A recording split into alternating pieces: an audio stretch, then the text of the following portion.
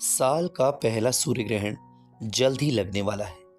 अप्रैल के महीने में साल का पहला सूर्य ग्रहण लगेगा।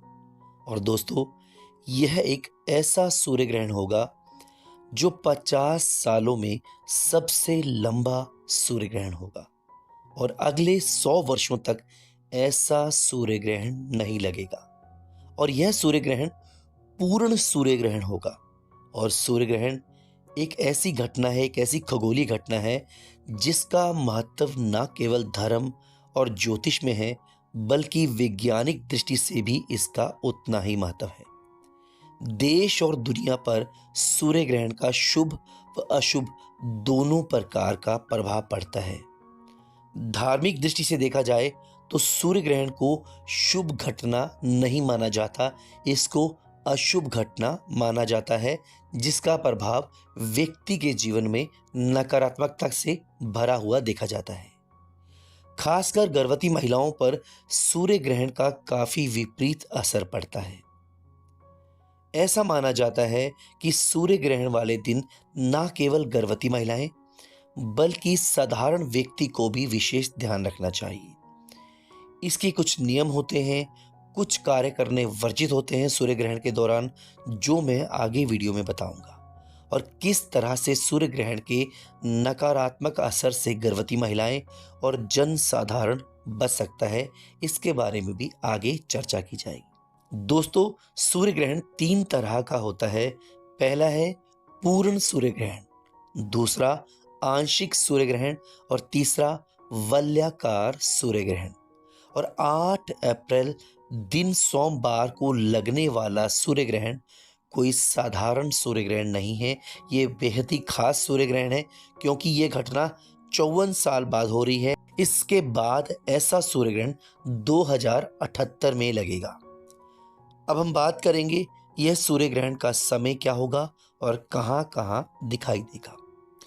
दोस्तों, 2024 का पहला सूर्य ग्रहण 8 अप्रैल सोमवार को लगेगा और यह सूर्य ग्रहण रात्रि 9:12 पर शुरू होगा और मध्य रात्रि 1:25 तक रहेगा।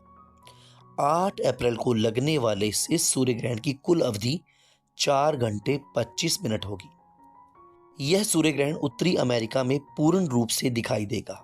इसके अलावा ये कनाडा, ऑस्ट्रेलिया, पश्चिम एशिया, प्रशांत महासागर, उत्तरी ध्रुव, दक्षिणी ध्रुव, इंग्लैंड और आयरलैंड में पूर्ण रूप से दिखाई देगा। लेकिन दोस्तों, यह सूर्य ग्रहण भारत में दिखाई नहीं देगा। साथ ही नेपाल, बांग्लादेश और पाकिस्तान में भी यह सूर्य ग्रहण दिखाई नहीं देगा।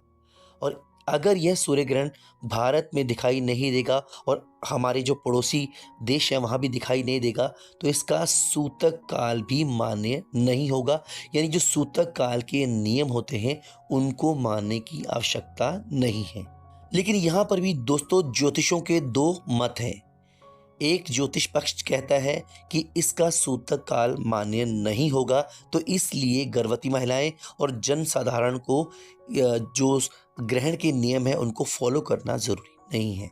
लेकिन दूसरा पक्ष, जो दूसरा ज्योतिष पक्ष है, वह कहता है चाहे ये भारत में दिखाई नहीं देगा, लेकिन फिर भी गर्भवती महिलाओं और साथ ही साथ जन साधारण को सूर्य ग्रहण के नियमों को जरूर फॉलो करना चाहिए। जो कार्य वर्जित हैं उनको नहीं करना चाहिए, ताकि गर्भवती महिलाएं और जो जनसाधारण है वह सुरक्षित रह सके।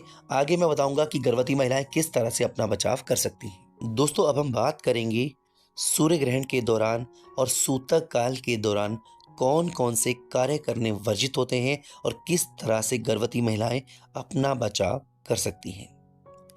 दोस्तों, सबसे पहले मैं बता देना चाहता हूं कि सूतक काल सूर्य ग्रहण लगने से 12 घंटे पहले शुरू हो जाता है। यानी 8 अप्रैल को सुबह 10 बजे सूतक काल शुरू हो जाएगा।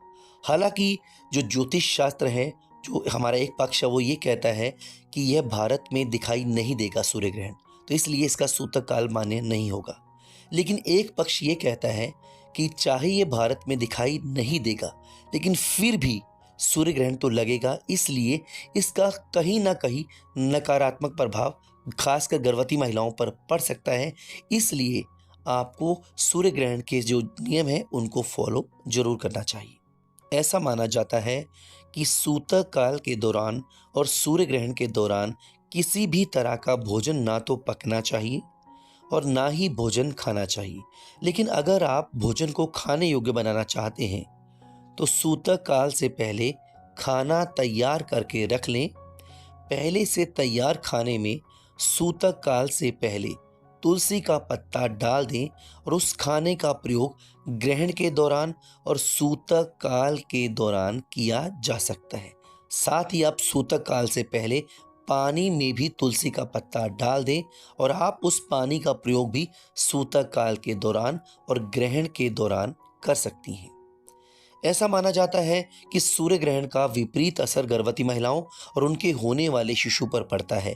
तो ऐसे में गर्भवती महिलाओं को विशेष रूप से ग्रहण के दौरान और सूतक काल के दौरान घर में ही रहना चाहिए, घर से बाहर नहीं निकलना चाहिए, क्योंकि उस टाइम जो सूर्य होता है वह काफ़ी ज़्यादा ग्रसित होता है।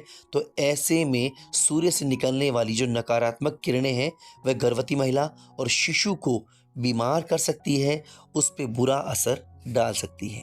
और ऐसा भी माना जाता है कि ग्रहण के दौरान गर्भवती महिलाओं को नुकीली चीज़ें जैसे कैंची, चाकू, सुई आदि का प्रयोग करने से बचना चाहिए और ना ही इनको छूना चाहिए।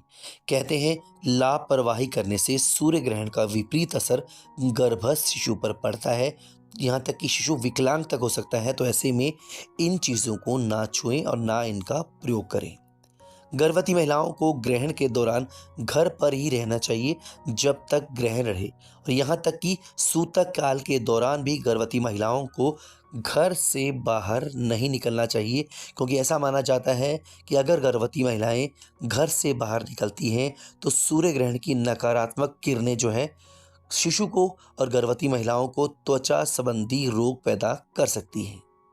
सूर्य ग्रहण के दौरान किसी भी पेड़ पौधे के पत्ते ना काटें, लकड़ी ना तोड़ें और किसी पेड़ को ना काटें।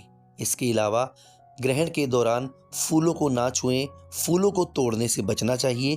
और ग्रहण और सूतक काल के दौरान घर में ऐसे बहुत सारे काम हैं जिन्हें नहीं करना चाहिए, जैसे सिलाई कढ़ाई नहीं करनी चाहिए, सिर में तेल नहीं लगाना चाहिए, दंत मंजन नहीं करना चाहिए। ग्रहण लगने से पहले हर व्यक्ति को, चाहे वो गर्भवती महिला है या साधारण व्यक्ति है, उसे स्नान अवश्य करना चाहिए। और ग्रहण खत्म होने के बाद हर इंसान को स्नान जरूर करना चाहिए। स्नान करते वक्त इस बात का ध्यान रखें कि जो कपड़े आपने ग्रहण के दौरान पहने थे उन कपड़ों सहित आपको स्नान करना है। ऐसा माना जाता है कि ग्रहण के दौरान वह कपड़े भी दूषित हो जाते हैं, जिससे नकारात्मक असर पड़ सकता है, इसलिए उन कपड़ों सहित स्नान अवश्य करें। ग्रहण शुरू होने से पहले घर को नकारात्मक ऊर्जा से बचाने के लिए अपने घर में गंगा जल का छिड़काव जरूर करें। साथ ही ग्रहण की समाप्ति पर भी खुद पर और अपने घर पर गंगा जल का छिड़काव जरूर करें। ग्रहण के दौरान नकारात्मक ऊर्जा से बचने के लिए खासकर गर्भवती महिलाओं को तुलसी का पत्ता रखकर हनुमान चालीसा, दुर्गा स्तुति का पाठ जरूर करना चाहिए। और इस दौरान बोल कर जप करने की मनाही होती है, तो ऐसे में मन में यानी मानसिक जप करने का विशेष लाभ मिलता है।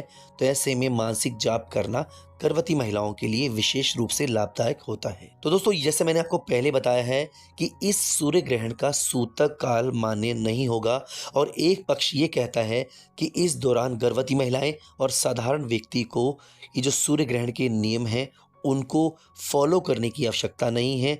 वहीं दूसरा पक्ष ये कहता है कि सूर्य ग्रहण तो लगेगा, तो चाहिए भारत में दिखाई नहीं देगा, फिर भी सूतक काल के दौरान जो नियम होते हैं, सूर्य ग्रहण के दौरान जो नियम होते हैं, उन्हें हर इंसान को फॉलो करना चाहिए। और ये आपके ऊपर निर्भर करता है कि आप इन चीज़ों को मानती हैं या नहीं मानती।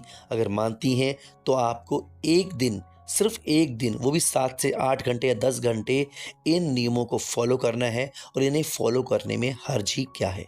तो उम्मीद करता हूँ वीडियो आपको अच्छी लगी होगी। वीडियो देखने के लिए आपका बहुत बहुत धन्यवाद। शुक्रिया।